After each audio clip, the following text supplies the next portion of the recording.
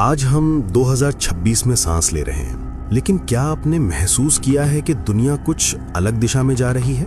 तो आपको लगेगा कि कुछ तो बहुत गलत हो रहा है। महाशक्तियां आपस में उलझ रही हैं, मौसम अपना भयानक रूप दिखा रहा है और इंसान अजीब सी बेचैनी में है। क्या ये सिर्फ संयोग है या सदियों पहले इसका संकेत दिया गया था? आज से 600 साल पहले उड़ीसा के एक महान संत अच्युतानंद दास जी ने ताड़ के पत्तों पर एक ग्रंथ लिखा था, भविष्यमालिका। इस ग्रंथ में स्पष्ट लिखा था कि जब कलयुग का अंत करीब होगा तब दुनिया कैसी दिखेगी।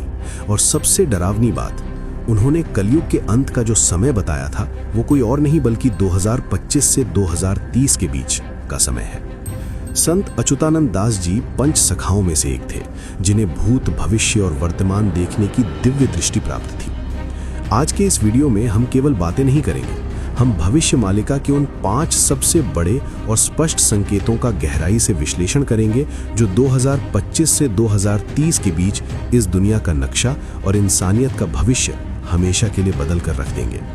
वीडियो को अंत तक देखिएगा, क्योंकि इसका अंत आपको डराएगा नहीं बल्कि आपको बचने का रास्ता दिखाएगा। पहली और सबसे बड़ी भविष्यवाणी, महायुद्ध। भविष्यमालिका में स्पष्ट लिखा है कि कलयुग के अंत में शनि कुंभ राशि में प्रवेश करेंगे और ये समय विश्व युद्ध की नींव रखेगा। संत अच्युतानंद दास जी ने लिखा है कि ये युद्ध किसी एक कारण से नहीं बल्कि छोटी छोटी चिंगारियों से भड़केगा। 2026 आते आते दुनिया 2 गुटों में बंट जाएगी। मालिका के अनुसार ये युद्ध केवल सीमाओं पर नहीं लड़ा जाएगा बल्कि ये आसमान से आग बरसने जैसा होगा। भविष्यवाणी कहती है कि इस युद्ध में भारत को भी अनिच्छा से शामिल होना पड़ेगा और अंततः भारत ही विश्व गुरु बनकर शांति स्थापित करेगा। लेकिन उससे पहले 2025 से 2028 के बीच दुनिया भारी तबाही दिखेगी। विश्व की महाशक्तियों के बीच तनाव अपने चरम पर होगा। दूसरी बड़ी घटना, प्रकृति का तांडव। भविष्यमालिका कहती है जब इंसान धर्म को भूल जाएगा तब प्रकृति उसे याद दिलाएगी। 2025 से 2030 के बीच पंचतत्व धरती, जल, अग्नि, वायु, आकाश अपना संतुलन खो देंगे। भविष्यवाणी के अनुसार भूकंप, धरती बार बार कांपेगी। मालिका में संकेत है कि समुद्र का जल स्तर बढ़ेगा और उड़ीसा के जगन्नाथपुरी मंदिर की 22वीं सीढ़ी तक पानी आ जाएगा। विचित्र मौसम, जहां कभी बारिश नहीं होती थी वहां बाढ़ आएगी और जहां नदियां थीं वहां सूखा पड़ेगा। दिन छोटा होना एक बहुत ही रहस्यमयी भविष्यवाणी है कि समय अपनी गति बढ़ा देगा। आपको महसूस होगा कि दिन और रात बहुत जल्दी बीत रहे हैं।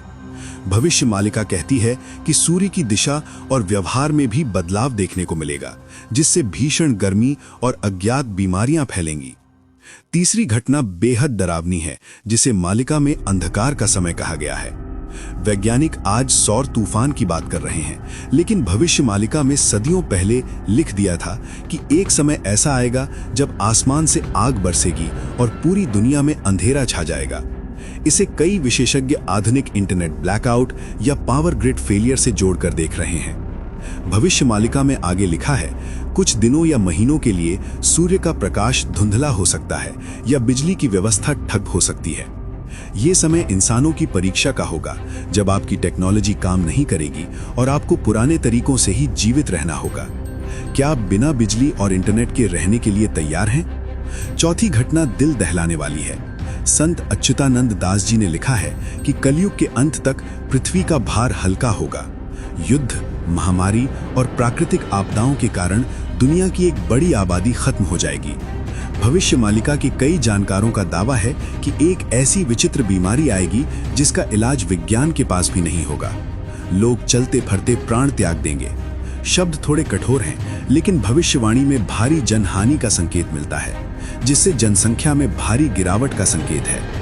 लेकिन डरिए नहीं, क्योंकि इसी विनाश में सृजन का बीज भी छिपा है। ये सतयुग की स्थापना का पहला संकेत होगा। पांचवी और सबसे महत्वपूर्ण घटना, उम्मीद की किरण। तमाम विनाश के बीच 2025 से 2030 का समय भारत के विश्व गुरु बनने का समय होगा। भविष्यमालिका के अनुसार भगवान जगन्नाथ ही कल के रूप में प्रकट होंगे। ये अवतार किसी राजा या नेता के रूप में नहीं बल्कि मानवीय चेतना के रूप में भी हो सकता है। भविष्यवाणी कहती है कि भारत दुनिया को आध्यात्मिक मार्ग दिखाएगा। जो लोग सत्य, धर्म और न्याय के रास्ते पर चलेंगे, केवल वे ही इस विनाशकारी समय को पार कर पाएंगे। इसे संगम युग कहा गया है, कलयुग का अंत और सतयुग का आरंभ।